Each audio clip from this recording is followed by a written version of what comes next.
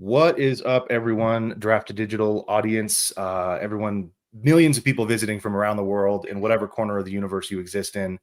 I'm reading Dungeon Crawler Carl series right now, so I've got universe stuff on the mind and aliens. Anyway, once again, everyone, I am not Jim, unfortunately, but I am Nick, which is, I feel like a close second or third. We're going to be kicking off today with another person who I am very excited to talk to. We're going to get into it as quickly as possible because there's a lot to cover. Both of us have done a lot in the dictation space for writing fiction specifically. So I think this is going to be hopefully a very practical episode for you, viewer, listener. Something you'll be able to take some tidbits back and apply them right away. I love that kind of stuff on calls like this because it's immediately useful. So to kick it off, I was just going to go through real quick and introduce Sarah by way of her introduction on her website.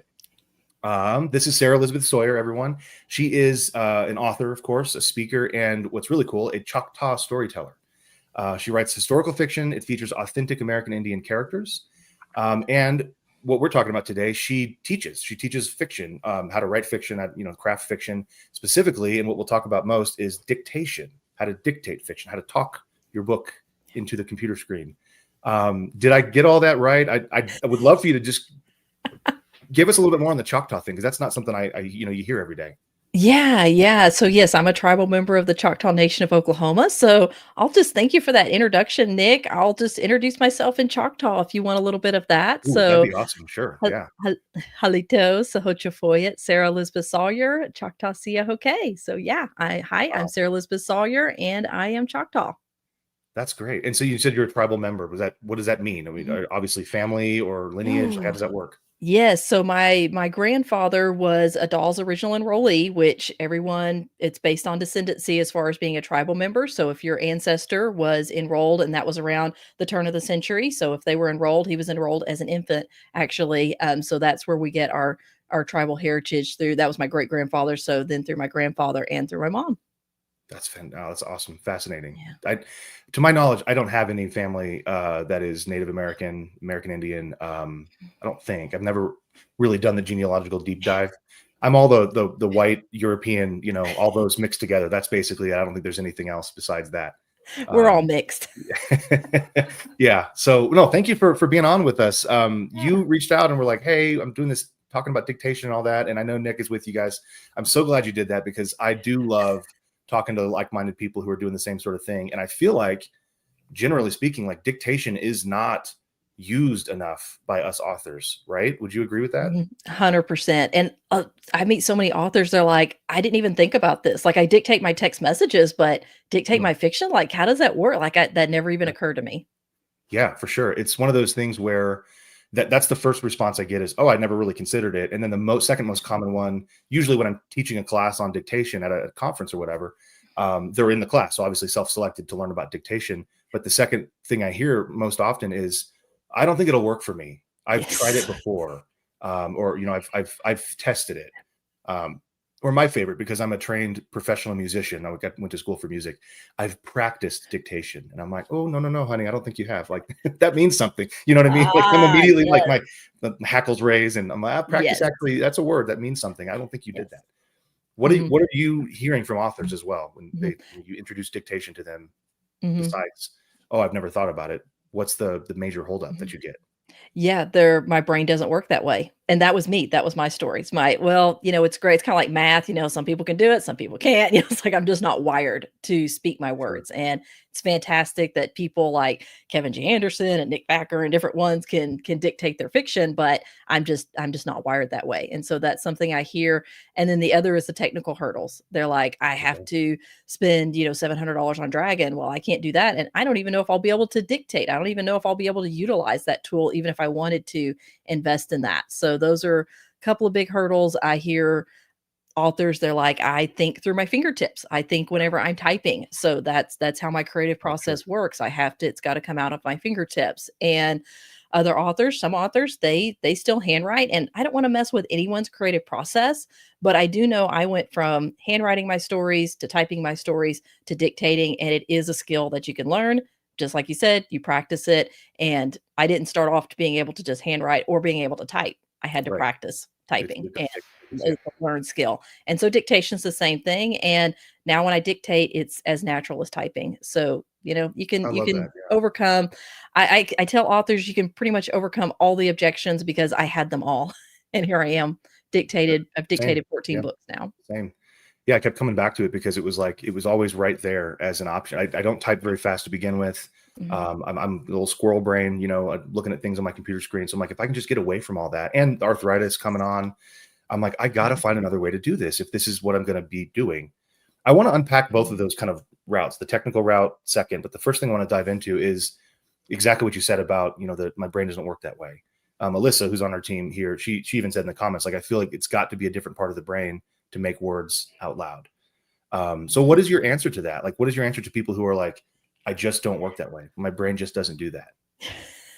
That's so we go back to the practice. One, there's several things we can unpack here. So the brain is we have these neural pathways, right? And that's, when we learn to type, like we have a neural pathway. So we don't think about hitting the return key. We don't think about hitting, shift and question mark and those things to put all those things in because it just flows through those neural pathways.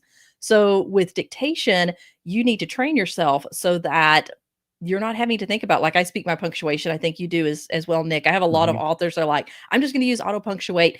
And that's everyone's decision. You can use the auto punctuate. For me, punctuation is a part of my writing style. So we're talking being able to train yourself even to speak punctuation and maintain your author voice. So you're still accessing your imagination. You are Hmm. 100%. I think you're still in that creative flow. Whenever I get into writing, I'm not aware whether I'm handwriting, I'm typing, or I'm speaking. Like Oh, I am interesting. in my Okay. creative world. I am visualizing the scene. I'm thinking about the scene. I'm thinking about my outline. I'm thinking about my characters.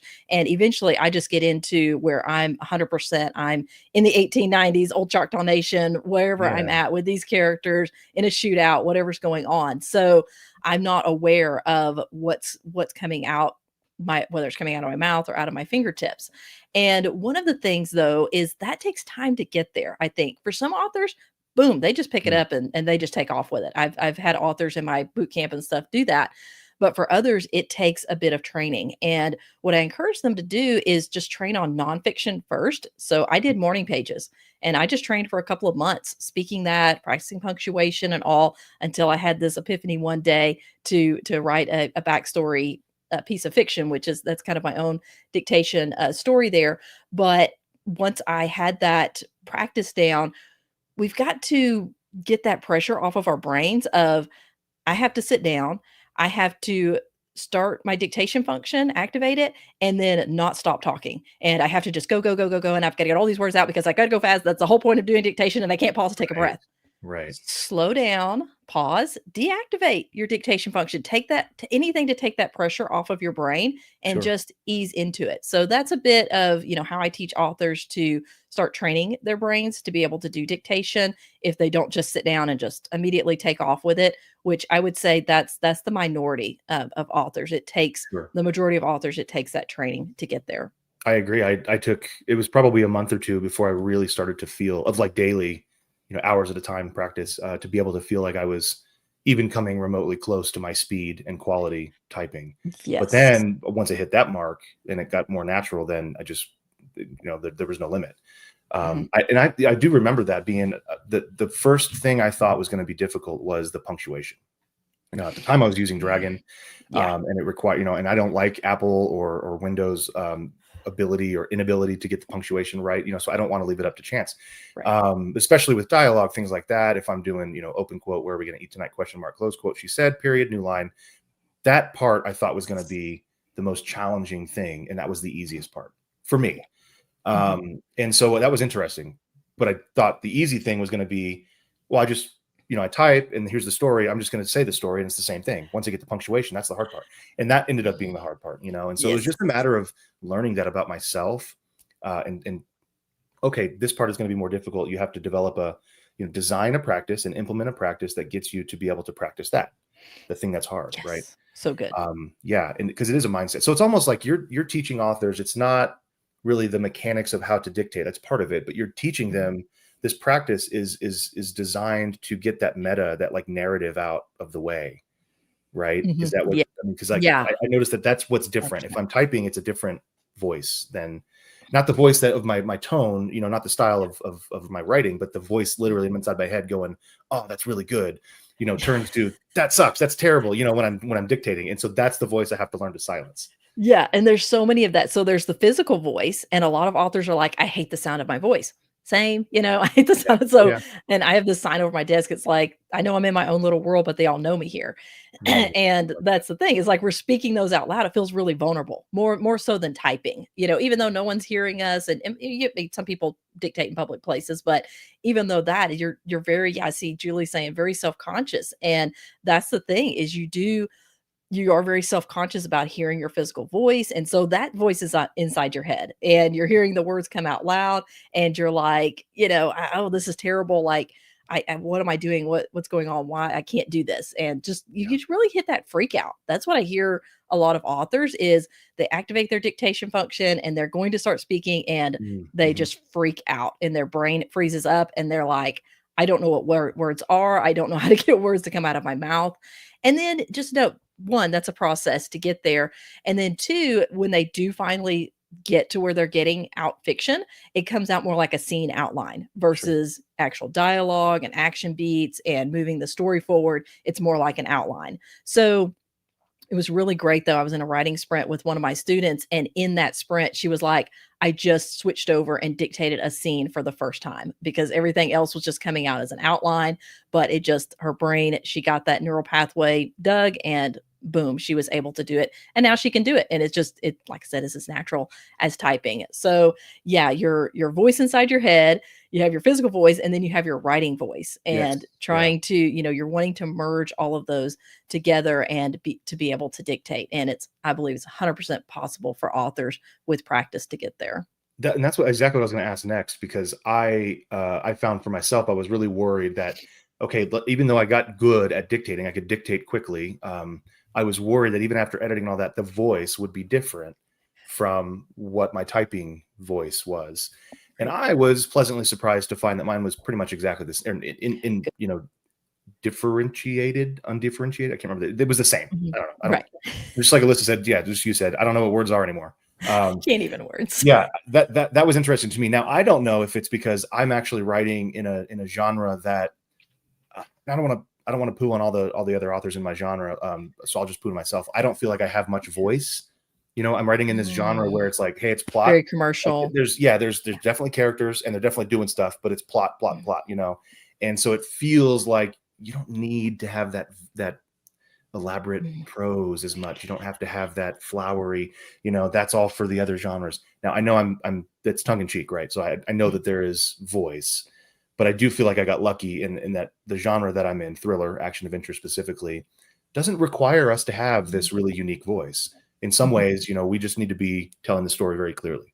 mhm. So I don't know if Right. that's the case, if it's just Yeah. I ended up in a voiceless genre, or are you finding the same with what you're writing, Yeah, that the voice well, is the same? actually, yeah, the counterbalance to that, I write historical fiction, and I did develop a strong author voice, Yeah, and and I you would need it have, for that, for sure. I yeah, would think that's the in main my part of the book. early, Yeah. yeah, in my early years, of writing and all, people would, you know, start commenting like, "Wow, you're really hitting your voice and everything." So when I Mhm. started publishing, so the first book that I dictated was book 4 in a series. So it was not starting off fresh. You know, it had fans of the series, some rabid fans who were like, you know, you can't touch this character, you can't kill this character off. You know, like I would be held really accountable in the series. Like they're very, very protective of that story and that story world.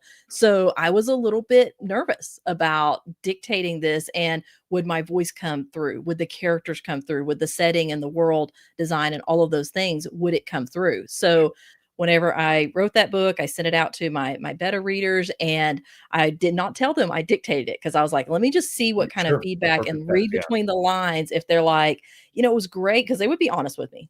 yeah, They would be honest. So I was like, I just want to see if I can read between the lines, if they were picking up any nuances that indicated like, you know, hey Sarah, are you feeling okay? Like this doesn't sound like doesn't you sound wrote like you. this. Yeah, You that's what know, you're did you looking get a for, right? ghostwriter? Like what's going on? So I sent it out there, and I got like verbatim the same type of feedback that I got for the first 3 books. So same kind of comments on the characters and just my author voice and the whole voice of the series, because each series kind of takes on its own voice, right? Too. So it's not just you as an author, but a lot of times the series itself will take on its own voice. So it had a very strong voice. And that's what that really solidified of, okay, I made the transition and I did not lose my author voice. The other side of that is I had an author in one of my trainings that she's a very prolific indie author, and she dictated one of her books, sent it to her editor, and her editor did come back with, who wrote this? Oh, Who wow. wrote this? And so I worked, so that got me thinking like, okay, I need to address this issue because I didn't have an issue with it. I think a part of it, you're talking about, like your genre and voiceless and all. For me, as a storyteller, which I don't actively do a lot of storytelling now, but I have in the past, and I did Toastmasters, all that kind of stuff. So I was used to putting story out there with my voice, and I think that helped with making the transition. And I identify several other things that authors can do now to preserve their author voice. So one thing is telling stories. One thing is reading your work out loud. So, and even dictating it, go ahead and activate your dictation function, practice the punctuation and how you put sentences together. So there's several things you can do to make sure you preserve your author voice. And then a lot of authors like you and I just kind of made that transition naturally. But there are specific exercises you can do to make sure you preserve your author voice. Oh, that's really cool. Cause I never delved into that, the voice side, because I was like, well, it's not a problem for me. So it must not be a problem for anyone. Let's move on. So like, my dictation course that I put together, it doesn't have anything on voice. So that's really cool that yours gets into that, because it is important to maintain, hey, if I'm typing and I have this voice, I already have a career, right? I already have readers who expect a certain quality of tone, of voice. Yes. So we have to maintain that. Yes. What about outlining? What about planning what you're going to dictate? Is that something you do or find helpful, or? Yeah. So early on with my writing, I went back and forth between outlining and not outlining. And outlining, I was like, I need to outline because otherwise my first drafts just come out a complete disaster. Like I gotta go back and redo, and it's so much work. And I was like, I'm gonna outline next time. And then I would outline, and I went so far off the rails from my outline. I was like, well, that was a big waste of time to do that outline. I ended up doing a different story anyway. And so I kept going back and forth, and I finally settled on, I really want to outline. I want to have an outline. That's what I want to say. I want to have an outline, but I don't want to outline. That's the great thing about dictation now, because I can dictate my outlines and it's not nearly as much work. So if I end up throwing out half of it or whatever, it's like, it's okay because it wasn't anyway, it felt so effortless anyway. For authors who are wanting to dictate, so we've got seat of the pants writer. So Pantsers. Pansters, thank you. Oh my gosh, I kept wanting to say plantsters because that's what I am now. And well, I mean, that's like the term now. It's like, you're not a plotter, you're not a seat of the pants writer, you're a plantster. So that's where I land. So with dictation, either way that you are as an author works, because I have an author friend that she's done nothing but dictate all of her stories. Like she started off with dictation and she has no outline virtually, like she's just a seat of the pants writer. So I have authors with that, and then authors that write those very detailed outlines. I will say it's more helpful to have an outline. And I think you're kind of on that spectrum too, as far as with dictation. I would say it's much more helpful to have an outline, but for those of you who are seat of the pants writers, you don't have to have an outline. But the great thing is you can dictate it too. Yeah, I was talking to Kevin Anderson because he's up in my neck of the woods, and we're actually beer buddies. Just to name drop a little bit, but he's a very prolific dictator. He goes out and takes these long hikes and dictates 20,000 words or whatever. I think he's working from a very loose outline, but he doesn't really have a lot of structure there. I think I could be wrong. I do, and I need it because, like you said, I need to have the outline even if I don't use it. Which is incredibly frustrating to me as an author, because I'm like, well, it's a waste of time. I'm not even going to follow the dang thing anyway, but I have to. It's like my brain knows that I don't have it, and it's like, no, I'm not going to dictate today. It's just I have to have a plan. Rebels. I have to have it broken down into chapters, and I do pretty thorough outlines, which is why it's frustrating that my dumb brain can't even follow the stupid outline. But I'll have I just want to point A to point B for each chapter effectively. But I've also noticed that having an outline is incredibly helpful for me. Because I tend to lean when I'm dictating, I'm going faster, and I tend to lean on the same descriptors, the same terms, the same ways of describing. I have this joke that every building is, the color is government beige. I just think that's so funny that every DMV you drive past is the same color, but it's not a purposeful like design aesthetic. It's just like, this is the cheapest color we can find at Sherwin-Williams. And so I describe all these buildings as government beige, and now it's like a running gag. But when I'm dictating, I'm like, that's what my outline is a lot of times, is like, okay, this happens, but don't describe the buildings they're running by in Philadelphia as government beige. Think of them, here's a color you could use, maroon. Right. Dummy, whatever. I put little notes in there for myself so that when I pull that up and I dictate that chapter, I'm like, Harvey Bennett ran past the government, the maroon building, like, so that's the other reason I have the outline, is to make sure that those descriptors are a little bit more creative than what my initial thought is. Because that's the difference with dictation for me, is when I'm typing, even when I'm in the zone and can type fast, I'm not going very fast, and I can think fast without typing. And so I can be like, okay, no, we're not going to do government. What are we going to do? Let's take a second to think about it. When I'm dictating, it's just spilling out these words, and I go to the first inclination, and that tends to be the one I use. I mean, I think it's really cool that you put those descriptions in your outline. I do all that in edits. I'm like, what? Okay, what color is this building? Don't get me wrong. Definitely, there's an editing process. But it's a lot better to do it up there. But I like to put it all in there up front because I'm super lazy. I'm like, if I can just get it all out of the way, then the editing. Well, and me, when I get into edits, I'll even miss it, and then it just stays the building. It has no color. Yeah, and then my fear is that I'll edit something in later that I reference that I haven't edited. Like one of the government beige buildings will be government beige, and then it'll be maroon in the next chapter because I edited that in. So I try to get that kind of stuff covered in the outline, so that when I'm dictating, I can just put it in the right way the first time. But again, those are the little nuances that I think are different with authors. And so I tell people that, and you're doing the same thing. It's like, hey, this is all descriptive of my process. It's not prescriptive of what yours will be. The point is we have to have it. We have to find that process. And that's what the practice is finding that process for ourselves, right?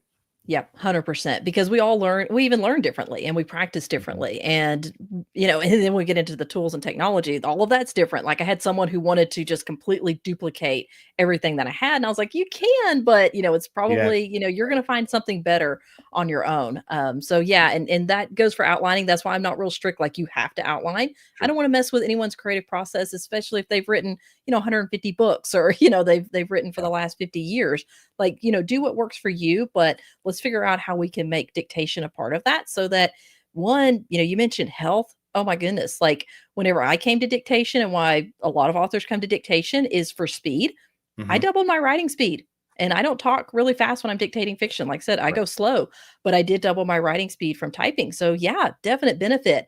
But health has gotten so huge for people, being able to take care of their health, being able to, like Kevin Anderson, which I'm pretty sure it was one of his podcasts that really got me going down the road of dictation, talking about his process and all. So, that's great, being out walking and being able to speak your words, but really health is becoming the number one reason I'm seeing people come to dictation. Yeah. So anyway, I don't know why I got off on that. We were talking about outlining, but there you go. Because health is often the first thing that goes, and we have these sedentary jobs where our job is literally to sit here and sit at a keyboard and bleed. And it's not really great for our bodies and spines and, backs and arms. And so it's like, no, if you can just take the dictation part, do your job while you're taking a walk, then that's great. I have to do it when I'm driving, because I have so many things, like with Draft to Digital and all that, like that's my day job. And so I'm like, I can't, be sitting here dictating all day. Right. So I do it when I'll drive to a brewery or a coffee shop to do the day job, but then on the way I dictate a chapter or two. And so that's kind of how I get my words in. The other reason is, and I don't know how Kevin does it. He's up probably about 10 miles north of me.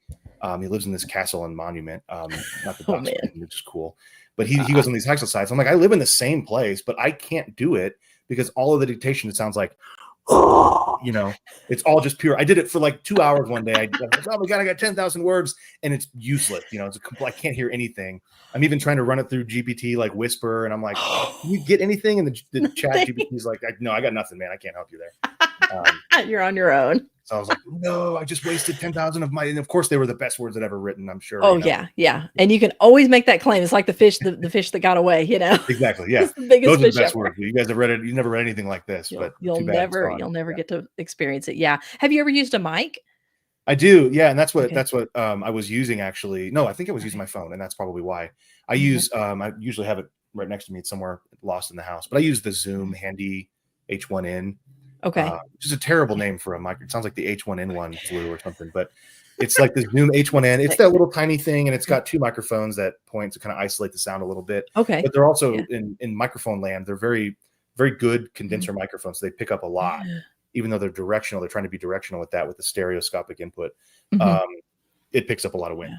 And so that's probably not the best option for your authors. Here's my 20. Actually, I think it was under $20. Just little yeah. cheap, little windscreen. I've done it some outdoors, but I mostly dictate inside anyway. But people are always like, "What's the fancy gear?" And I'm like, "No, sorry, I'm gonna have to disappoint you on that." Here's the deal. Like I like I said, I'm a musician. I have a studio in here. I've got fancy headphones. I've got all this stuff, right? I've got a digital audio workstation and a digital audio converter. You don't need any of that stuff, right? We don't need to get high quality voice because we're not dictating an audiobook. Right. We're just getting the words at a quality level that our editor, whether it's us or AI or whatever, can understand. But whatever's going to be transcribed into this, though, because I do want to make sure we cover some of the software. I know Alexi was asking about that too. What about the software? Or let's talk gear, equipment, software, all of the above. What do you use? What's your tech stack look like these days? I'm pretty minimal. So I've never used Dragon actually. And I started dictating in 2020, full on all of it. So you saved yourself a world of pain. That's what I've heard. I like people are like, it's such a pain in the neck. I cannot use Dragon. And it was just the cost of it. And every time I would think about investing in it, I'm like, yeah, but can I actually speak my words? Like, I don't want to waste this money and time and everything. And people talk about how to train your dragon and all. And I was like, that sounds complicated for someone who's just not very techie. I'm not a very techie person. So I tried Dragon Anywhere back in 2013. So it took a while before I got a smartphone, but once I got a smartphone, that was like one of the first things I did is I tried out. The Dragon Anywhere app. Free. I can't remember. It was subscription. So it was going to be $15 a month. I did the trial version because I was like, I'm just going to test it out. Like I've heard everybody talk about dictation. Like I've got to do this. I've got to try it. And I tried it out. I even posted it on Facebook and I was like, this could be epic. And it was an epic failure. This is not going to work. So my issue with Dragon, and I thought it was Dragon doing this, and later I found out it was my phone, it would cut off after 30 seconds. So I would be dictating and it would cut off, then I had to reactivate it. And I was like, this is not going to work. And so I went for 7 years, just trying it off and on and failing. And that's why I'm like, I want to help authors like shortcut that, not go through all what I went through with trying to do dictation. So I put that aside. I was like, I just can't do it. My brain's not wired that way. I'm not going to spend money on these tools and everything. So in, I guess it was 2020. I started doing my exercises and stuff. I posted again on Facebook and talking about, I found the post. I talked about Kevin J. Anderson talking about dictation. I was like, I'm going to do this. I'm practicing. I'm actually sitting myself down and being intentional about it.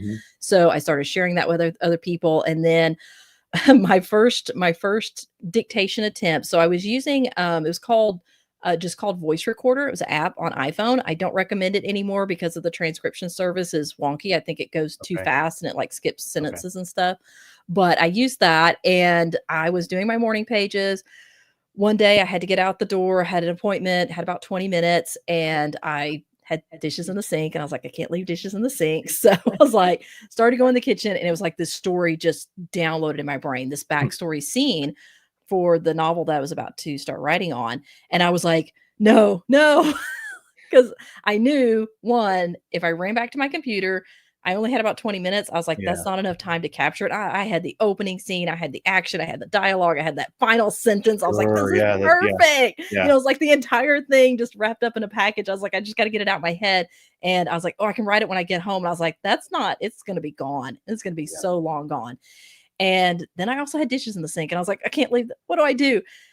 And I thought, I've been practicing this dictation thing, so I'm just going to go for it. And I plugged my earbuds in, wired earbuds with the little mic hanging on them. Don't really recommend that because it does rub on your clothes. You get the noise and everything, but you start with what you have. So if you take away one thing from this, y'all, it's like, just start with 100%. What you have. And so I plugged it into my phone, started my voice recorder app, put my phone in my pocket, did the dishes and started dictating. And I finished all of that, left, came back, had the app transcribe it. and I had dictated nearly 1,500 words of an Holy cow. entire In 20 scene. minutes. Yeah. Yeah, in about 20 minutes. Yeah, I'm about 3 to 4,000 words an hour with That's dictating. awesome. Yeah. So that's and it's I write pretty sloppy first drafts, but I type really sloppy first drafts too. And get into the cleanup process. That's another thing. But I had it and I captured the actual scene that was in my head, all the dialogue, beginning, middle, Brilliant. end, the Yeah. whole That's thing brilliant. that would have just been gone. So in talking about tools and technique, that's start with what you have. So that's what I used. I used that voice recorder app until I got my new phone. So I have an iPhone 13 now, and I just was messing around with the dictation thing because, like I said, my other phone would cut me off after 30 seconds. So I started doing it, and then I was just like talking and talking and talking. I was like, "This isn't cutting off." It's like, "Oh wow, this is incredible." So I just kept talking, and it never cut off. So I was like, "So I Awesome. Yeah. can now do this. I don't have to do the record and transcribe." Which takes, some extra steps. You got to transcribe it, then you got to copy the words over and all of that. So I was like, okay, I don't have to do Mhm. that now. I can dictate directly into the notes app on my phone. And then I was like, well, if I can do that, I can probably dictate directly into my Scrivener iOS Yeah. app, which Yeah. unfortunately is just for iPhones, or the Apple world. So I pulled up my Scrivener. I'd already synced it with my tablet and all, but I was using it on my phone, got it all synced with Dropbox, all that good stuff. The tech, that was a nightmare, but I got it all synced. Sure. And it's Yeah. like They all don't make sync captures. easy on Scrivener for some reason. It's not. I don't know what the thing is, but once you get it set up, you're good. Just remember to sync between your files Yeah. before you Then open they them give on you the that other scary device. message. It's like, it's open somewhere else. You're going to lose everything you've ever made.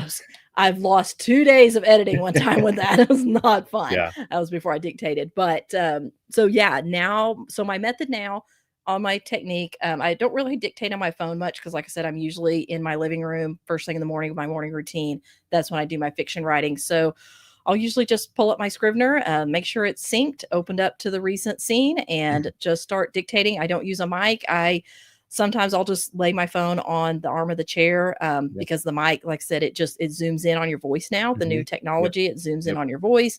It's really quiet in the house anyway. So that's my current method, is just dictating directly into Scrivener using my built-in speech to text or dictate Okay. function on my phone. So a lot of people think Scrivener has a built-in Okay. dictation function. It your your speech to text will behave differently depending on what app you're in. So it has just little bits of differences that it does, but I like generally how it's not perfect, but it picks up really well in Scrivener. Yeah, we have noticed. I say we. There's the people that I've talked to that are on Windows or different platforms and all that. All of this text to speech stuff, or speech to text, I should say, has Yeah. gotten so incredibly good these last few years, especially. A lot of it is AI based. A lot of LLMs under the Mhm. surface. Microsoft uses that. Apple's built-in dictation Mhm. does. The iPhone, I think, is the same thing. Yeah. That's a little bit different because it does go ping a server and then come back. I mean, there's some built in onto the phone, but Yeah. there could be a delay sometimes but Mhm. usually you won't run into, like, if you have no internet, Mhm. it'll still work. It'll just, I've noticed there, and that was Yeah. 2 years ago, so maybe it's different now, but Yeah, I've no, noticed it that. will. With my older phone, it wouldn't. Right. So if I Okay. activated it, it wouldn't work if I was offline. So if I was Yeah. Okay. So airplane maybe or that's the somewhere case. that didn't have signal, but I tried it recently with on airplane mode and it picked up and I was like, okay, cool. So Yeah. I that's think what they that's do is they working. compress and download a small version, like a small Yeah. language model that kind of It's handles it. So online or offline. yeah. Yeah. And on AI, I mean, Dragon Dictation has been using AI for the last 30 years or Yeah. so. I mean, Yeah. it's Exactly. it's It's been around a while. AI in terms of what it really is, which is not artificial Yeah. and not intelligent. It's this LLM based. Like, and I always tell people, I mean, I do a talk on AI at conferences. I'm doing one coming up in Oklahoma City, actually, at the end of the month. Oh, cool. And I'm like, guys, this isn't artificial, nor is it intelligent. We call it AI because I think it's big and scary, and people want to, whatever. We can go on that AI, rabbit hole. Oh But man, huh. yeah, no, I used a Hours down that. similar app Yeah. on my phone. I use one called Voice Record Pro, which Okay. is very similar. It doesn't do any I think I've transcription seen. though. But the reason I like that one, it's like Okay. $4.99 one time. It is Android and iOS, which I like. So that's the one I recommend to people if they want to buy an Okay. app. But it lets you choose the microphone. And it lets you get into some of the quality, like I could change MP3 versus WAVE, and then all the different I've bit messed rates. around with So that. Yeah. yeah, so I find that Mhm. I can, and it also has an input monitor. So basically, if there is road noise when I'm driving, um, Voice Record Pro will let me change the input level so that if I'm talking, it'll turn the mic on. So and then that also helps with compressing the file, so I can literally sit and not talk for 5 minutes and it won't record, and then I start talking again. Okay. You know, Okay. So then when Because the I had file, someone asking me that. They're like, "I need okay, a voice activated one for when I'm driving and I pause and it, just yeah. stops and then it picks back up with my voice." Now the downside of all I that didn't is you have realize to that did that. futz with a bunch of different things, right? You have to play with Yeah. it and test it and all that. And so Mhm. that when it picks up your voice, like there is a delay because it recognizes voice, then it presses record. And so it may cut off the first word, you know? So there's Mm. things like that to consider. So you The best test, test, solution is what test to you're get it saying is just, started. yeah, Yeah. get yourself in a quiet space and quiet room. Get a Yeah, better yeah. car. There's too much road noise, whatever. Go buy a car. That's what we're telling you guys. Go buy a car, you know, Yes. like a Yeah. Chrysler 300, something real quiet, luxury Yeah, style. and then get you a set, like the pilots use an airplane, and the mic Yeah, goes right up exactly. here and Or stuff, even spend better, you three to hire five hundred somebody dollars to on a just sit mic. next to you. Actually, hire a driver and then someone to sit next to you so you can be in the back just talking. That's what I wanna do. Nota That's my bene, dream. dictated but I'm not not read. kidding, Nick, that's my dream. I wanna hire a driver and I just sit in the back seat and write fiction. There's no better way to see the outdoors than by driving around it.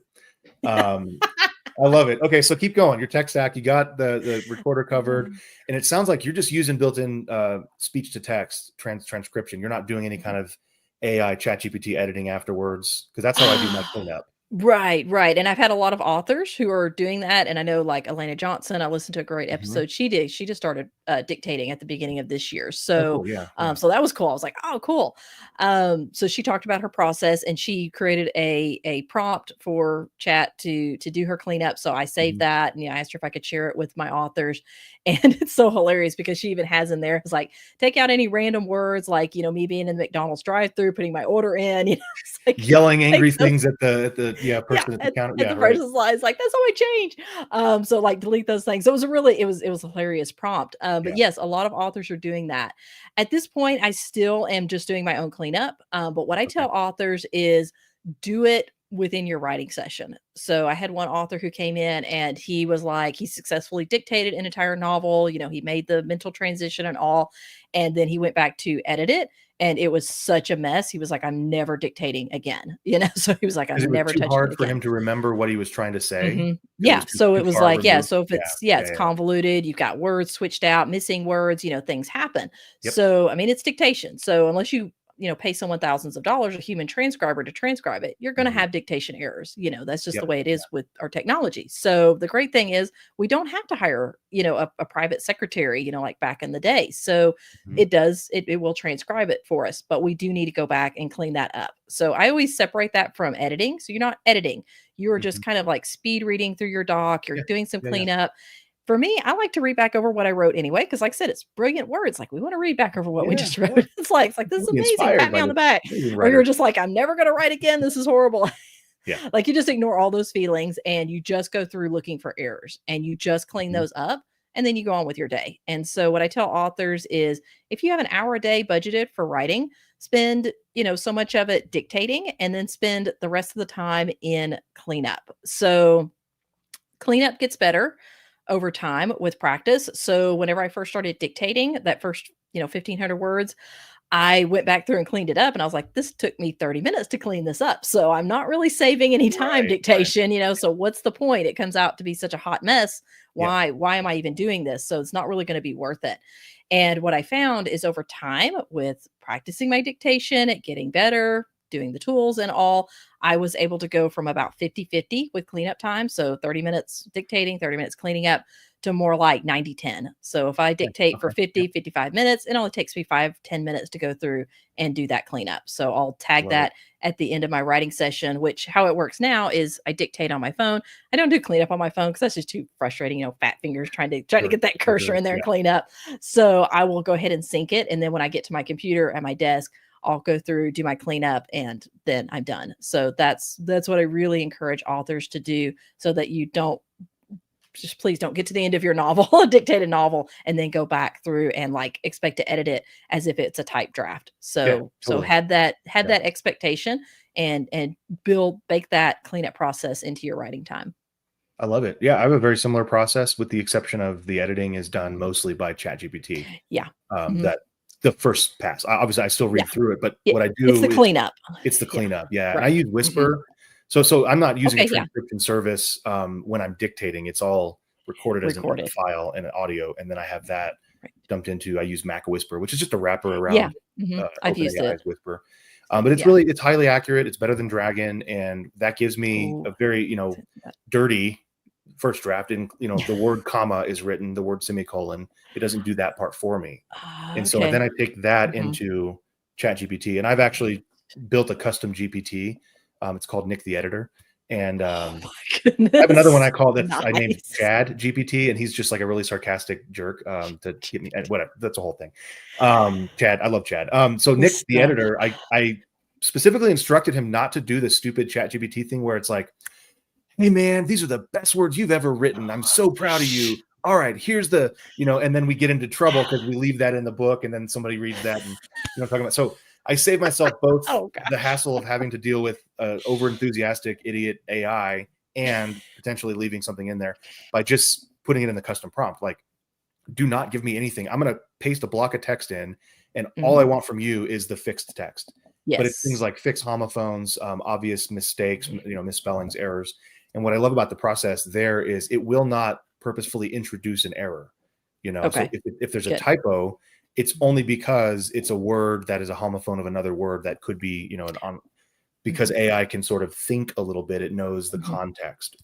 And if you keep it all in one project window, you've got a lot of context in there. Anyway, going off on a Mhm. tangent. Yeah, Wanted to no, ask and that's the thing. I mean, I'm gonna be honest, Nick. I just started using ChatGPT a couple months ago. Okay, so awesome. I'm Yeah, very, well, it's I'm the just thing. like It's an incredible very tool. much been Yeah, easing into it, and now it's just like totally. taking over my brain. I'm using it for everything, and I'm like, I'm asking my people around me. I'm like, what happened to me? Like, what is even going on? Like, do I need counseling? Like, what do I do here? But We anyway, are so going to have an I'm easing epidemic into it. of GPT brain here pretty soon. I think Yeah. people are just going to be functionless Mhm.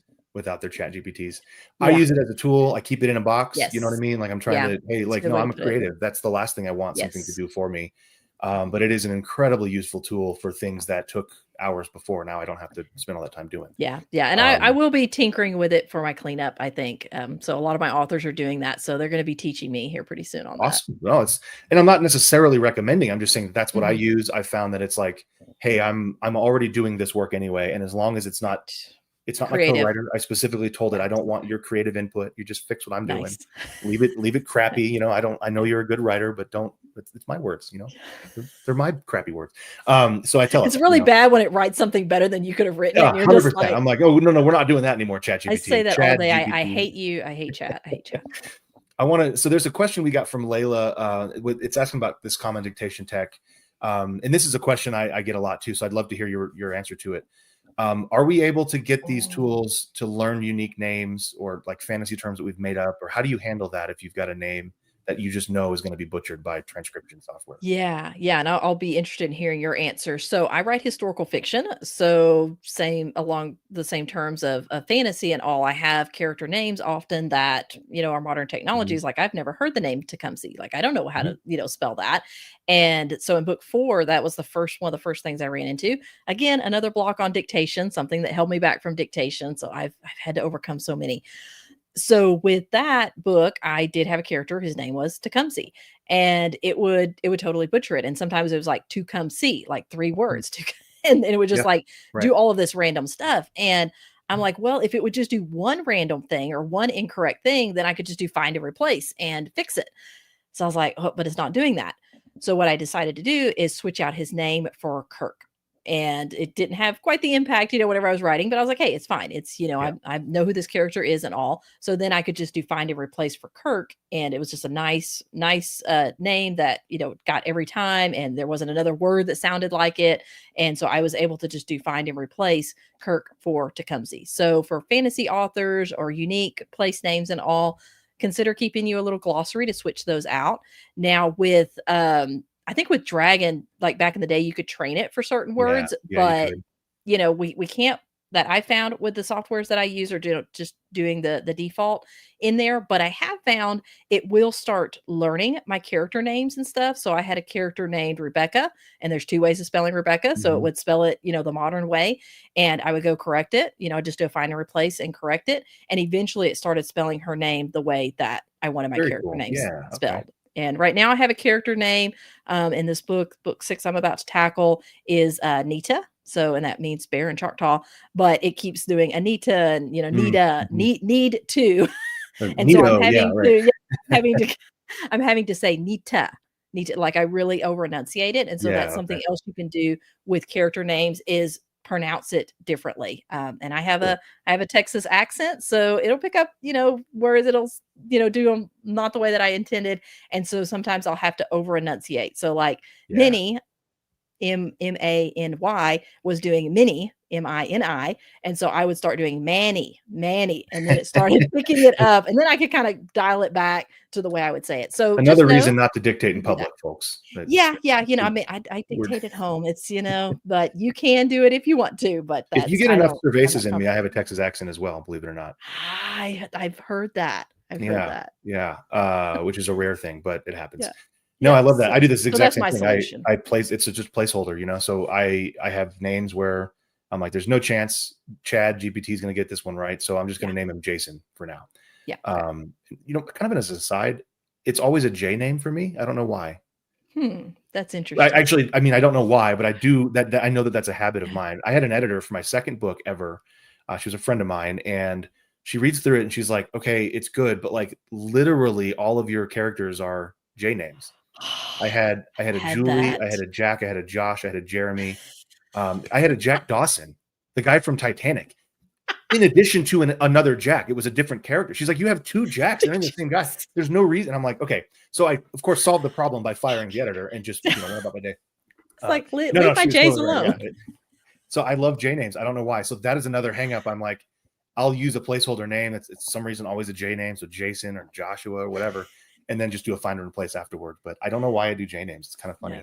funny. My historical characters, they all get Henry, and I went Really? back through and Okay. I'm That's a like, good "Oh one. no, Yeah. I've over like 3 books and I have 3 different Henry characters or William," or and I'm like, Yeah. And then it makes "Oh, find and okay. replace tricky because you're like, okay, well, that's different. That's a Which one different is it?" entity. For Yeah, sure. that's pretty funny. So tell us, okay, we've talked through some of the details and we've gotten into the weeds a little bit with the tech and all that. But if someone's starting fresh today, this is a question from Melissa. What advice would you give them for starting? Like what do we do first? What's the Oh. first step besides buy your course? Because we'll talk about that too. Yeah, yeah, that's, let me train you. So yes, I do recommend that one, you don't start with fiction. Like don't try to start with your work in progress and put that kind of pressure on your brain and all because that's where the resistance builds of, oh, my brain doesn't work that way. Oh, yeah, no, I'm not going to be able to speak fiction.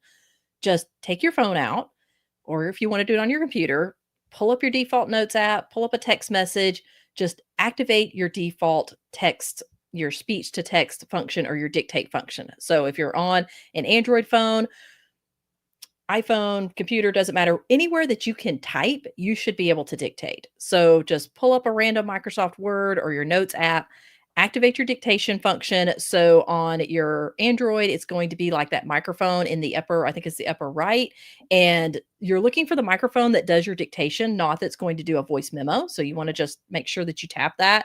It will start, give you a little beep, and just start speaking. So dictate a text message, grab your favorite novelist off the shelf and read a few pages off from them. Just get used to a couple of things. One, speaking your words out loud, and two, getting really comfortable with your tech and how it works so that you're not, trying to like, okay, I'm going to sit down, I'm going to dictate this scene, and now you can't get your dictate function to come up. So you may need to update your phone or there's some kind of issue. And then by the time you get to it, you're like, okay, I'm just frustrated now. And now I'm going to try to dictate fiction. I've never even done this before. So it's really about baby steps. So I just encourage you to find your default, however you activate it. So I think on Windows, it's like Command H will bring up your dictation function. So and when I say bring it up, so you're just like on a Microsoft Word doc, just hit Command H and it should go beep and there's your default. And if it's not bringing it up, just go put it in chat or go put it in a Google search. How do I activate my speech to text on whatever device it is? So that's where I recommend you start. Just keep it really simple. Don't worry about all the tech, all the different apps you can use, mics, all of that. Just use what you have right now. And this kind of segues into the last question I want to cover just came in from Tom. He said, "Is it my imagination or is phone better at speech to text than the desktop?" Have you noticed a difference there?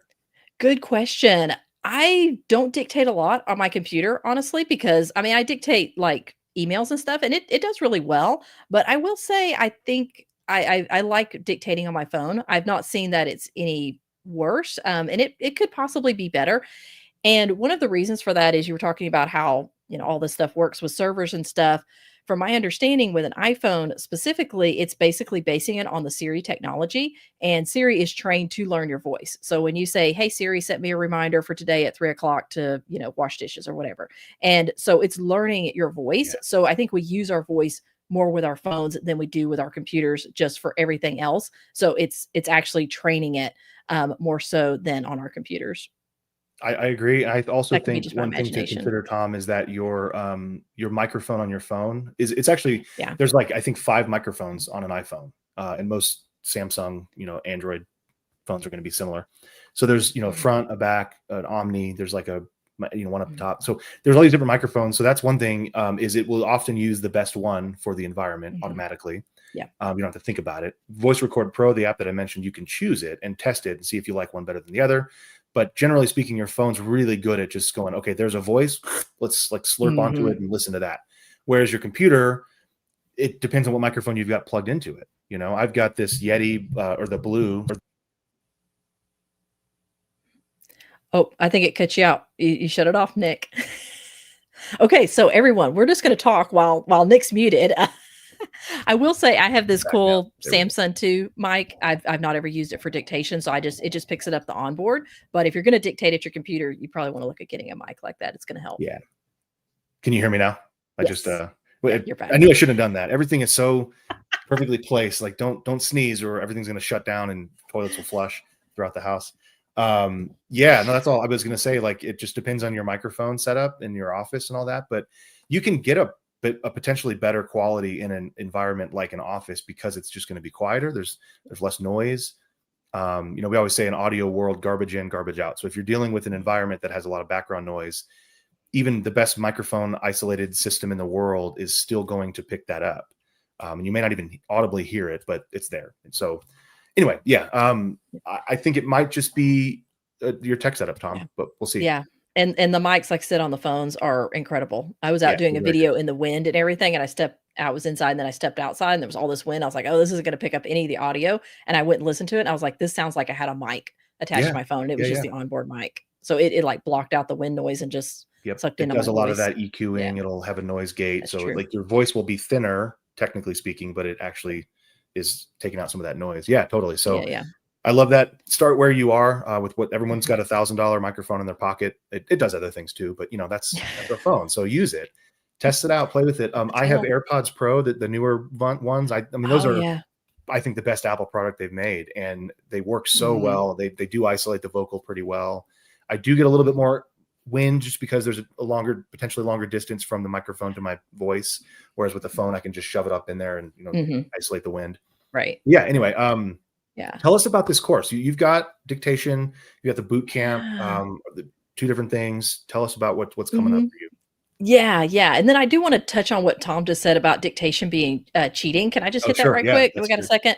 second? So when you think about that, because I've had a lot of authors, I've even had some authors saying, "Well, you're not a real writer, you're a speaker." And I'm These are the like, same people who say listening to an audiobook isn't reading. it's not reading, exactly, Okay, same cool. thing, and I just wanna clarify, people have been dictating for thousands of years, so we're going back to, the pharaohs and the kings, and I think Mhm. about King Solomon, it says he spoke 3,000 proverbs, and I'm like, "Well, he dictated them, and somebody took them down," and all the Yeah. way through, the age of professionals and secretaries and novelists have been dictating for the ones that I've calculated, like, over 100 years, and the Paradise Lost, John Milton poem, that was dictated because he was blind. So dictation has been around for a long time. And so if anyone ever feels like I'm not a real writer because I'm speaking instead, it's still your words. And those are the ones that are going God, I down love on the that answer. page, whether you're handwriting it, typing it. I mean, if you're typing it, are you really a writer or are you a typist? So it's not the mode. It's a matter of your words getting on the page. So just wanted to hit that. But I love yes, that answer. Thank you. Yeah.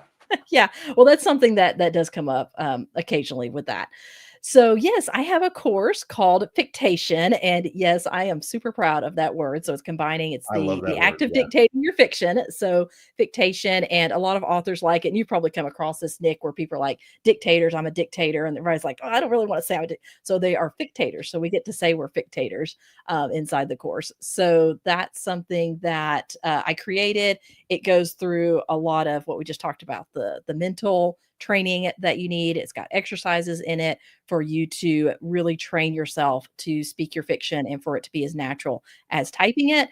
I go into the tech tools, demonstrating some of those. And I know you do a lot of that in yours, Nick, as well. So I just try to really show authors how to use it on Google Docs. It does have a built-in dictation function. So there's a lot of nuances. I like to keep it, let's just keep it simple to start with. But if you want to go next level, that's what this is it gets you into that. And then, but mostly it's about training you to dictate your fiction. And so I go through the exercises and then I recorded myself on screen or recorded my screen dictating an entire novella. So from outline all the way to the end, I cut out the best parts for everyone to really demonstrate what it's like, because I think a lot of authors are just, what does this actually sound like and look like? Yeah, And when yeah. they see it in action, it just really things start clicking. So I did that entire thing, go through cleanup, how I, very detailed on how I do my cleanup process, and just really get authors to become master dictators, master fictators. So that's what I have. And then I have my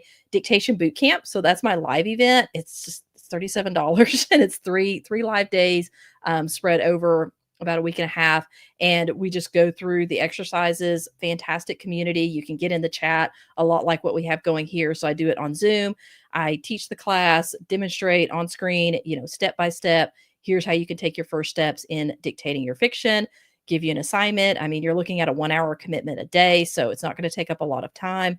We have a Facebook group for those who are on Facebook. You can get in there and talk about your assignments and challenges and tools and everything that you're having. And it's just a really encouraging, vibrant community of authors that come together during that time. So that's the dictation bootcamp and my Fictation course. Those are two of the primary ways that I'm teaching authors to dictate. And I actually just started a 5-minute Fictation club over on Substack. So if anybody's over on Substack, go check that out over there. And that's my habit that I came up last year with, to just dictate for 5 minutes, or really just to write fiction for 5 minutes. For me, it was dictating, but really getting using that as a method to train yourself in dictating your fiction. So we have weekly levels that you can hit, and a chat feature and that kind of community. So yeah, that's over at fictioncourses.substack.com. And that's all your courses, or just the Substack one? That's just the Substack one. So fictioncourses.com is all my courses. Yeah, fictioncourses.com is where you can go to find the boot camp and the course. And I just want to double down on that. You said $37 for a 3-hour boot camp. Like, are you crazy, or do you not? Do you hate money? That's such a good price. My course at the end, so authors are expecting that. Actually, I have just for the boot camp. Incredible value, though. That's awesome. Yeah, just for the boot camp people, I'll go ahead and give you guys the insider on this. So just for the boot camp, I do offer the Fictator in Training program. And so that's my course plus group coaching, which is dynamic. It is always so powerful. That's where you get to get one-on-one with me, not one-on-one, I mean, in the group, but you'll get hot seat opportunity where you can really talk through those things. So I do offer that at the end of the boot camp. But yes, I've had people say it's the best $37 I've ever spent. Absolutely. So yeah, I've seen people's lives change. Just having a conversation with you, I can't imagine it being so focused. And I mean, I would get someone. Yeah, I'm gonna go do that. I already do dictation, but I'm gonna go do that. Everybody go do that. Everybody go sign up right now. You heard it here first. I want Nick in the dictation boot camp. People would just be like, Nick Thacker's in here. Yeah, right. That's not what that absolutely not happens. That would be fantastic. I'd love to have you in there, Nick. I can't believe it. I'm just like, Nick learned something from me on dictation. Stop it. No, stop it. Absolutely. No, I appreciate that. I learned things from you too. Woo.